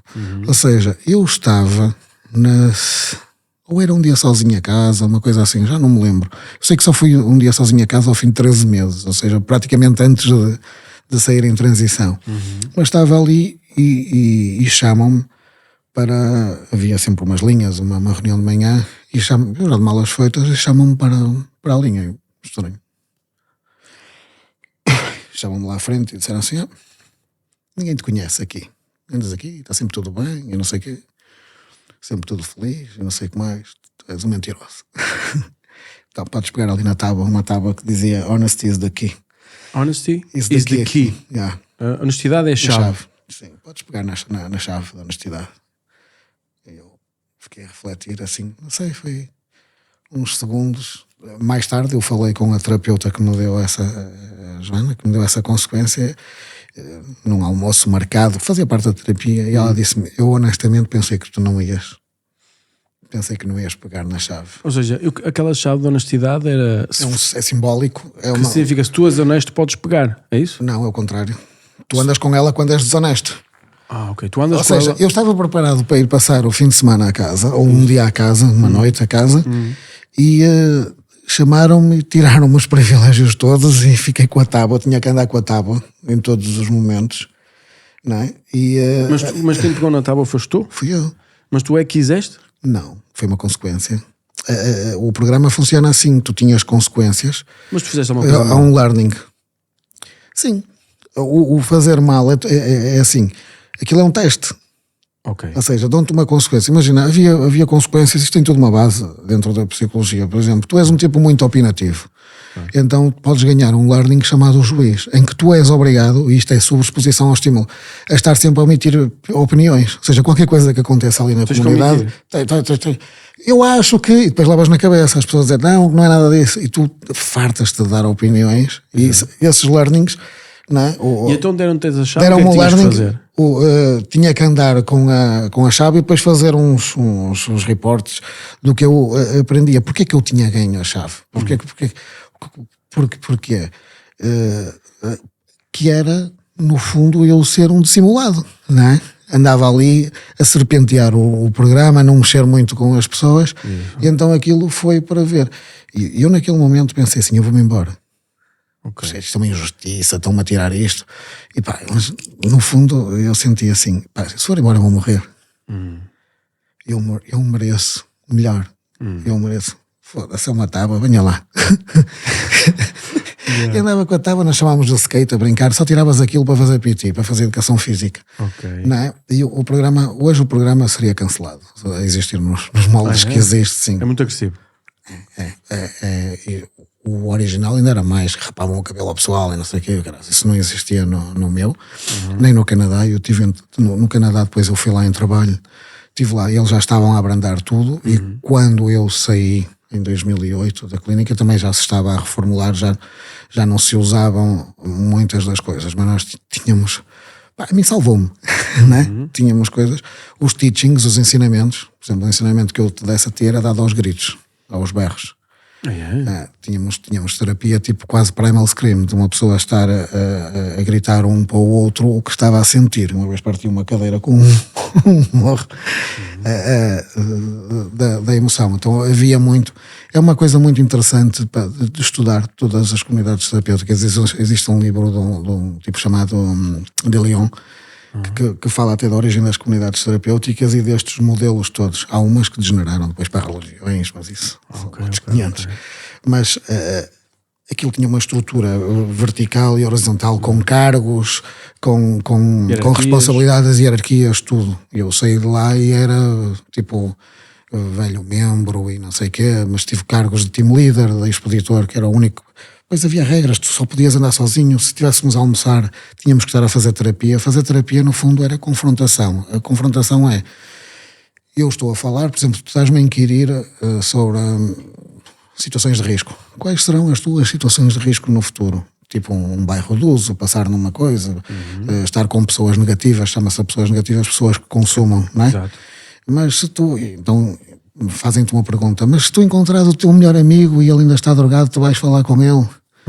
E tu dizes, sim, mas quando estás a dizer o mas, tu já estás a justificar sem ninguém te perguntar nada. Então o tipo diz, podes levantar, estás para aqui a justificar e não sei o quê, tu queres a ir consumir, ou queres a ir ter com o teu amigo. Tu ficas todo ofendido a pensar assim, tu está aqui aos gritos a dizer isto. Aquilo tem todo um mecanismo, depois vais partilhar sentimentos com ele mais tarde e dizes, olha, tu disseste-me aquilo e eu fiquei ofendido. Queres dizer, eu respeito os teus sentimentos, mas é uma cena é terapia interpessoal, ou seja, com relações, vais construindo relações. Tu és relações. tratado pelos teus pares, no fundo. Aquilo é um programa feito por dependentes para dependentes. Toda a gente que trabalhava lá, nessa altura, tinha obrigatoriamente que ter feito o programa. A minha diretora, e que é a minha amiga Teresa Souto, ainda fez o programa. Mas ela nunca consumiu na vida. Mas teve que fazer o programa. Tínhamos lá uma senhora na altura que era freira, fez o programa, levava na cabeça como gente grande. Isso é incrível. E tinha alguns, coitadinha da senhora, mas tinha alguns compromissos, nós chamamos compromissos, como qualquer pessoa podia fazer o programa, na realidade. Mesmo sem ser toxicodependente. Sim, tivemos outros, pessoal que não era de dependência, tínhamos miúdos com problemas comportamentais, tinha-se de tudo. Mas interessante, se calhar agora vamos precisar é para o pessoal que está viciado nos TikToks e nessas cenas. Não é que agora é... Só faz quilómetros de scrolling. E quilómetros de scrolling. Muito bem, e então tu chegas a essa fase e tu já estás há 17 meses sem consumir, não é? E vens cá para fora? Quando termino, sim, há 17 meses estou lá, sim, venho cá para fora, ao fim de 14, depois ainda tive outro learning, a cidade dava da honestidade, foi para eu ser honesto. Isso. Ao fim de 13 meses eu andava lá já desesperado, eu só queria vir embora, e então deram-me um learning muito engraçado, chamado, era não sei o que, da frustração ou caraças. Basicamente eram 2 tupperwares, eu passava o dia a contar bolinhas de loto de um tupperware para o outro, todo dia. E alguém vinha, quantas bolas é que tens neste? Tal, e neste, tal, conta aí, tal. Agora podes pôr pé, sim. se não fosses assim, calculista, não sei o quê, estavas noutra. Pronto, e que era para aprender a lidar com a frustração. Pronto, tive 2 learnings no programa todo. Havia muitos mais, muito criativos, muito Eles engraçados. davam-te consoante o learning, consoante Sim, o que tu precisavas. Numa perspectiva de sobreexposição ao estímulo ou noutra, tipo, tu eras um preguiçoso. Os gajos davam-te o learning do trolha. Tinhas que andar lá a arranjar coisas. Ó trolha, chega aqui, faz favor de arranjar isto. Por isso é que muita gente desistia, porque era difícil. Era. Eu, quando alguém chega novo, chama-se essa fase pull-in, puxado para dentro, não é? E eu sou de uma altura em que se fazia as desintoxicações dentro da clínica. Isso depois, ainda eu estava lá a trabalhar, acabou e fizeram-se unidades de desabituação com tudo legal, tudo direitinho, para se fazer com um protocolo clínico, farmacológico, fora dali. Sim, tivemos o espaço para elevador, as coisas todas, tudo direitinho, como manda a lei. Pronto, porque não havia a lei, as coisas também, o caminho faz-se caminhando, não é? Estava a evoluir, não é? E então, nessa fase, eu lembro-me de chegar a um tipo, não vou dizer o nome dele, tipo, era muito boa gente, um tipo muito porreiro, com a tatuagem de comandos. Estiveste nos comandos, eu caralho, estive, não sei o quê, caralho. Pá, passado 2 dias ele estava a chorar, que nem um bebê, queria ir embora. Não é? E ainda aguentou lá uns tempos, também não aguentou muito, eu lembro-me, acho que não aguentou 2 meses. Da cena psicológica. Sim, era uma casa de sentimentos. Nem toda a gente. E depois outra coisa, uma das coisas que nós tínhamos de início era uma lista de sentimentos, porque as pessoas não identificam sentimentos, não sabem quais são os sentimentos. E depois tu admitires, por exemplo, inveja é um sentimento. Tu dizeres a alguém, eu invejo-te, eu invejo esta tua característica, e parece que corta qualquer coisa. Não é? Então nós fomos todos treinados a viver os sentimentos, a verbalizar os sentimentos, e mais que isso, a senti-los, ou seja, a saber, isto que eu estou a sentir é o que é. Esta, não é? Porque só assim depois lá fora, ou seja, aquilo parecia muito duro, 7 da manhã, 11 da noite, e não sei o quê, lavar os meus próprios boxers, não sei o que mais, pagar um balúrdio de dinheiro para estar aqui, quer dizer, parecia, não é? Hotelaria de 3 estrelas a preço de 5, não é? Mas a realidade que tu estavas a pagar era um programa que te protegia da sociedade, e a sociedade de ti, não é? Te treinava para te devolver. Eu, ao fim dos 14 meses, saio, sou convidado para trabalhar com um psiquiatra que era o diretor da clínica do Dr. Manuel Freitas Gomes, um homem brilhante, brilhante. Depois eu comecei a fazer os PowerPoints, os sumários todos, as coisas todas, no fundo a pôr tudo em digital, não é? Ele dava-me, fazia, e acompanhá-lo a conferências. Ficaste quanto tempo a trabalhar? Com ele fiquei tipo 1 ano e meio ou 2, mas entretanto chamaram-me para a administração da clínica para fazer a migração na altura de uma base de dados que estava em DOS para Primavera ou caraças. Eu fiz isso e fiquei a fazer a faturação. Quando eu cheguei lá havia 2 computadores, não sei o que, quando saí havia já muitos. Mas diz uma coisa, tu nunca mais consumiste? Não. Ou seja, tu ficaste oficialmente curado. Sim, na perspectiva do meu programa, foi há 5 anos depois, houve uma cerimónia de graduação onde dizem que tu estás curado. Estás curado, vai a tua vida, já podes beber álcool. E é aqui que as coisas se distinguem. Há o pessoal de outras coisas, de outras de outras correntes, encaram o álcool como uma droga de substituição. Isso. E claro que pode ser. Pode, se tu quiseres que seja. Exato, se tu quiseres. O álcool, o sexo, o jogo. Tantas coisas. Não é? Os bolos. Os bolos, um gajo viciado em bolos. Há tanta gente que é viciada em bolos. A Amy Winehouse morreu assim. Quem? A Amy Winehouse morreu a cozinhar um bolo. Mas acho que ela deve ter morrido de álcool. Vamos para o inferno, sabes disso? Porque sim, eu não sei do que é que morreu. Supostamente foi de uma overdose também. É capaz, não é? Ela, quando dava os tinha concertos. 26 anos. E aquele último concerto aqui em Portugal é uma coisa terrível. Se alguém se quer drogar, se alguém quer seguir esse caminho, é olhar para aquele concerto e perceber como é que uma pessoa fica deteriorada ali, e uma pessoa que podia ter tudo, não é? Que morre aos 26 anos, salvo erro. Mais uma aos 26. É verdade, 27, não era? Não é isso. É aquela karma de 26 aos 26. 27 ou 26, vocês sabem aí? Eles estão ali distraídos. É 26 ou 27? É assim um desses também, não sei. 27. 27, exato. Pronto. Morreram muitos. Fui eu que subtraí um. Mas é isso. Mas então... fui trabalhar, peço desculpa, fui trabalhar com o Dr. Manuel Freitas Gomes. Aprendi muito com ele, um homem brilhante, psiquiatra. né? Tinha sido professor de psiquiatria na Faculdade de São João, que carinhosamente me chamava de Talibã. Discutíamos muito, porque depois ele tinha umas visões, eu tinha outra, mas tinha uma coisa, ele ouvia-me e dizia: pá, disseste isso tudo, eu não concordo por isto. Né? Às vezes se eu lhe apanhasse algum ponto, ele guarda para o diabo que sabes. Mas era um homem, um grande educador. E pronto, acompanhei-o em muitas conferências. Ele só falava de sexualidade, educação e drogas. Ele costumava dizer: só não falo de rock and roll, dizia ele. Exato. Houve um ano que fizemos 51 conferências. Portanto, Pois, é muita conferência. É uma todas as semanas, não é? é praticamente uma todas as semanas, em continente e ilhas. Ok. E aqui em Portugal realmente Aqui em Portugal. andavam por todo Portugal, então? Praticamente todas de forma gratuita. Ou só pagávamos, sim. Ele fazia isto. Sim. E era um visionário. Há 20 anos dizia coisas que estão a acontecer agora, não é? Ok. Tinha Ele já agora, faleceu ou ainda está? Não, está vivo, felizmente. Está vivo. Ok. Muito bem. É super interessante. Depois começaste a continuar noutras tarefas profissionais, não é? Seguiste a tua vida, começaste Sim, ou seja, tu reconstruíste a tua vida a partir daí. Sim, eu enquanto estava com o doutor disse-lhe: vou estudar. Ele: fazes muito bem. Vou para a psicologia. Ele: faz mais ou menos bem. Exato. Eu está bem, mas eu Podia ser pior, podias ir para a Sociologia. Estou a brincar. Não, se fosse fácil. Vamos dizer, se psicologia fosse fácil, chamava-se Sociologia. Se eles dizem o contrário, portanto, não há problema. Não, eu gosto muito de Sociologia. Mas fui depois, ainda passei para a parte terapêutica da clínica, já na qualidade de terapeuta, de psicólogo. E depois as coisas aventurei-me noutros caminhos. Então na altura fui convidado e foi um gosto. Estive numa estrutura única em Portugal, na minha opinião, que é a Qualificar para Incluir, que era um projeto da doutora Cidália Queiroz e do Mariel Ró, que continua, elas já não estão as minhas colegas, que era uma estrutura que servia para quebrar aquele ciclo geracional da pobreza, ou seja, que é uma herança malvada que tu recebes quando és filho de um casal pobre.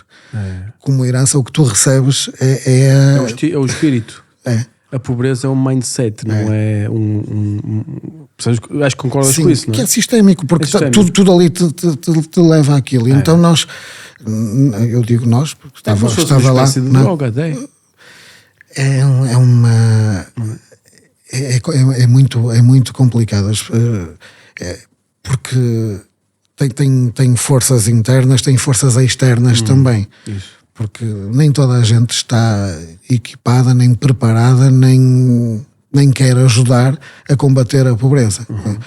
Eu tenho essa experiência e posso relatar só um bocadinho para também não estar a ser muito chato, mas na Qualificar para Incluir, nós o que é que fazíamos? Nós éramos gestores de processos de rendimento social de inserção, que é muito mais complicado do que as pessoas possam pensar, que tem muitos critérios, ao contrário do que possam pensar é fácil generalizar, mas pronto.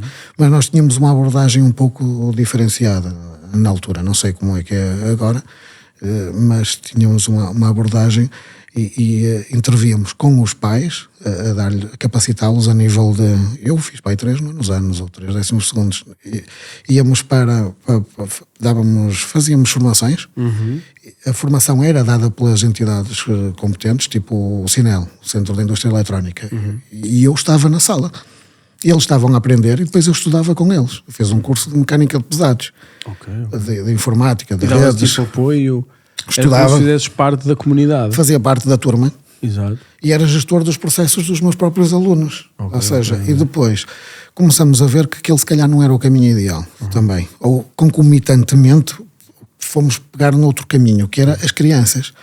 E então arranjamos colégios privados para colocar as crianças. Um dos colégios onde colocamos crianças... Quando diz colégios privados é colégio onde privado, se paga, sim. Aquelas escolas mais ricas, vamos dizer assim. Sim. E então, o que é que isso quer dizer? Tu punhas lá miúdos pobres no meio de miúdos ricos? Sim. E funcionou?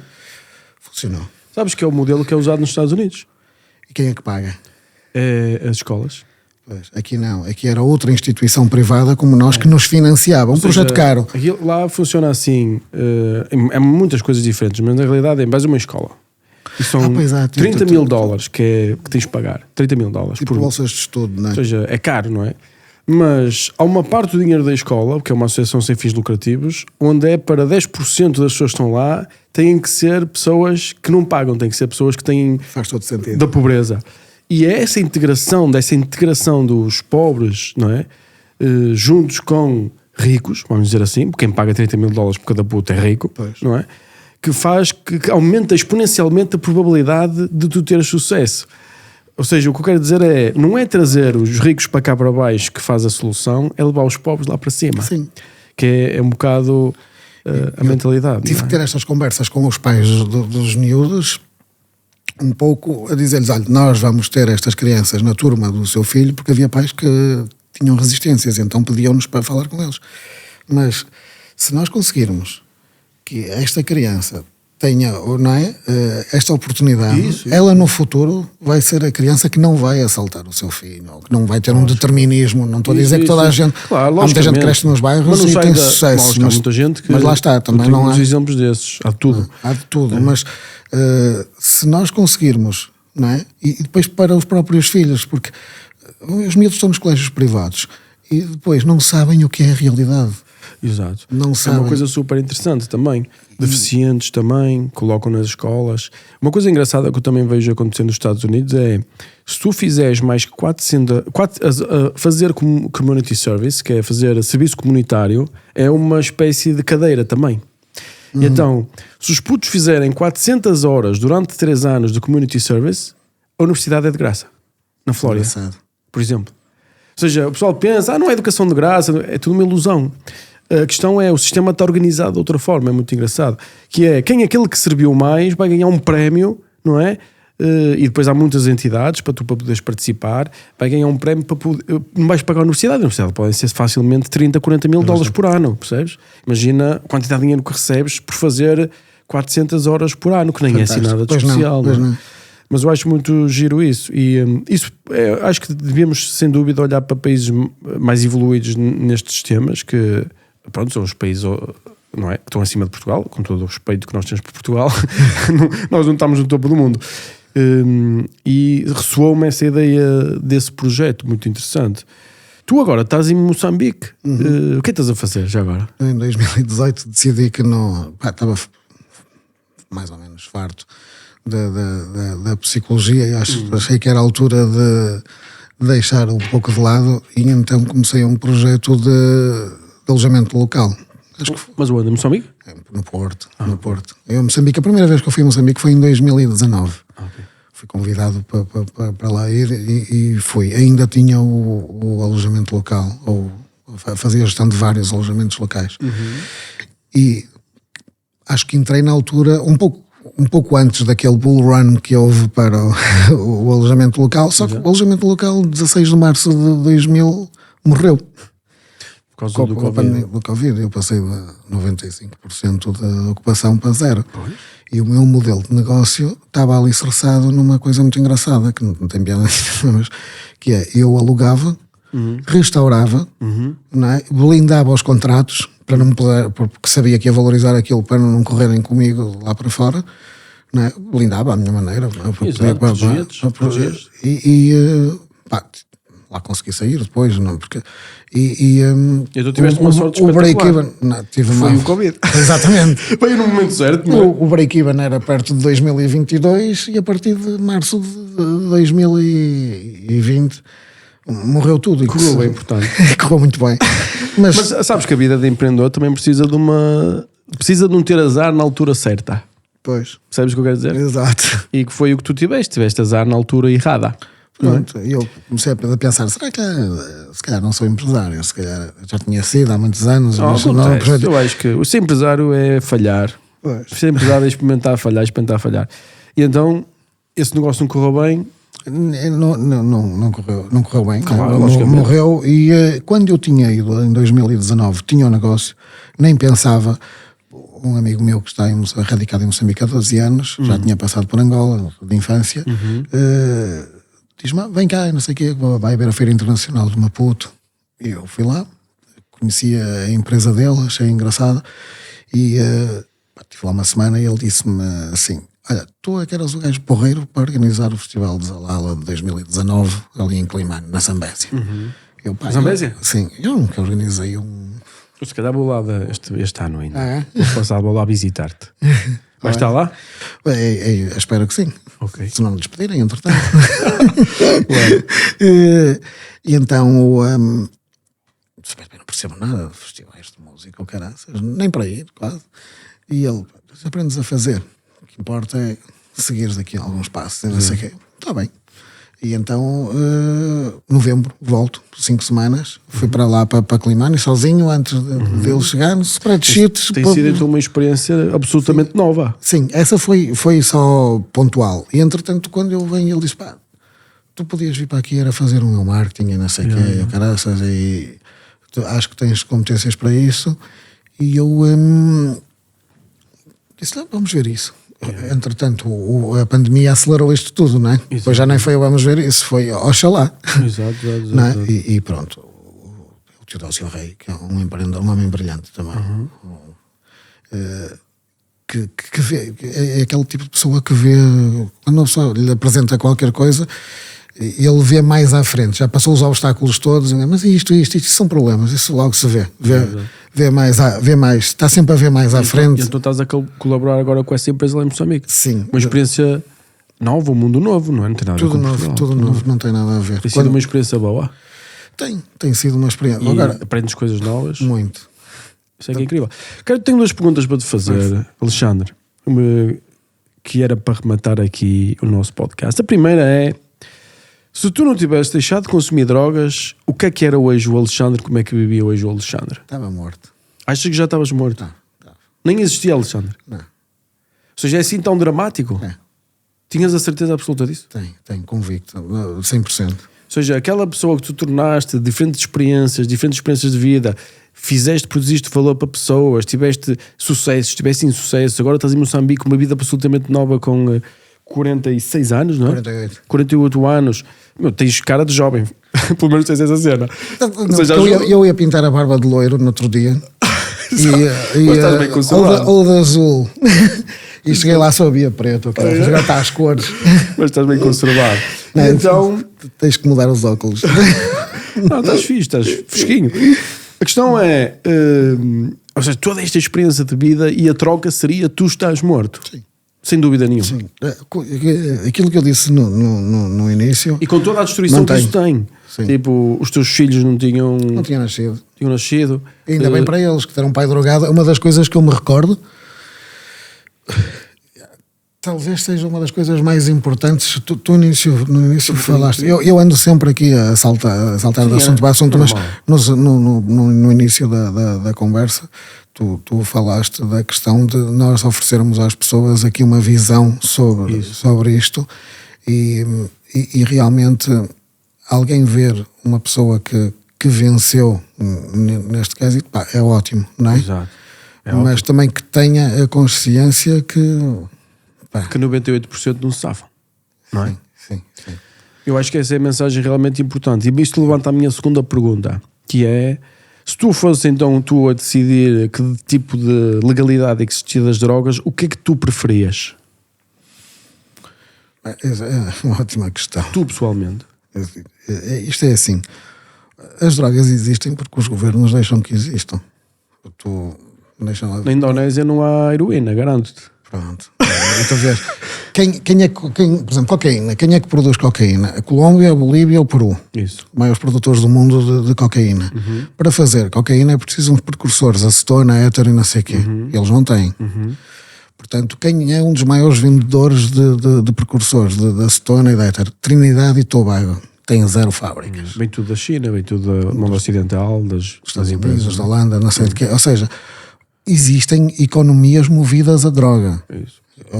A droga serviu como, sei lá, nos Estados Unidos usaram a droga para refriar. Se calhar existe diferentes formas e estratégias dos governos, mas eu pergunto a ti, o que é que tu fazias? Tu pudesses decidir e tivesses poder para fazer, com a experiência que tu tens experiência de vida e o que tu aprendeste, sabes mais do que quase toda a gente que vai ouvir este podcast sobre essa realidade. O que é que tu escolhias se fosses tu?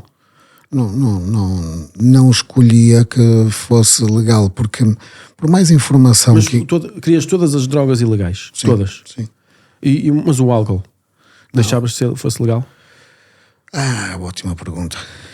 Não, o álcool tem uma dimensão, eu sou permeável a isso também, tem uma dimensão diferente, não é? Okay. E é socialmente aceito. Exato.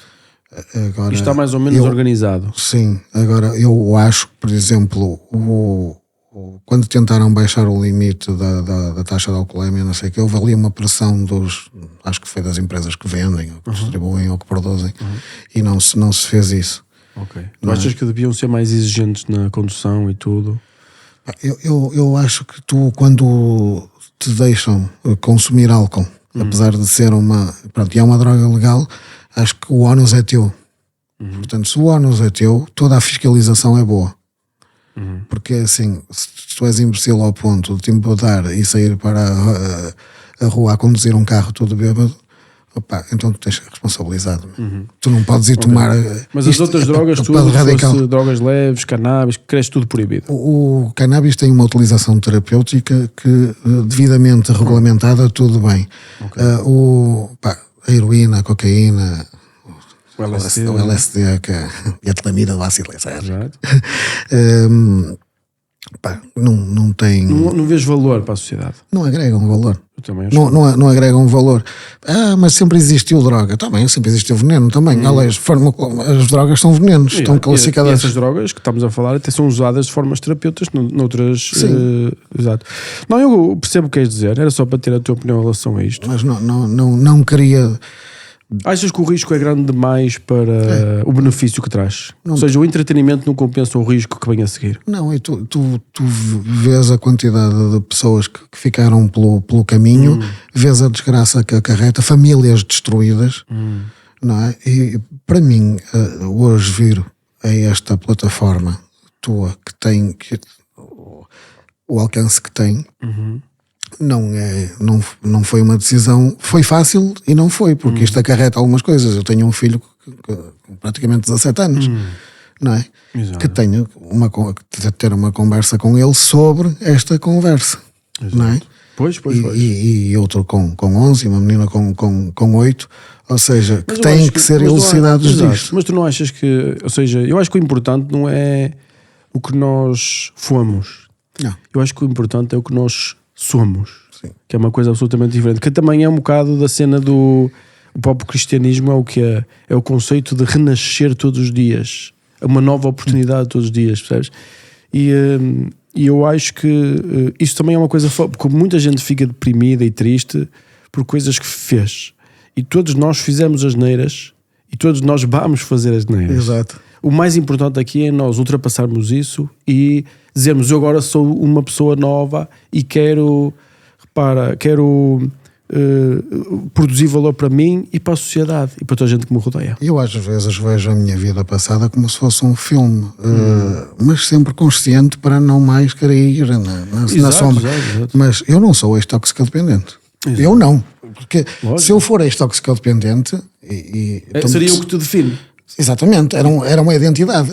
Então eu sou ex-papeira, ex-gripe, isso. Né? Né?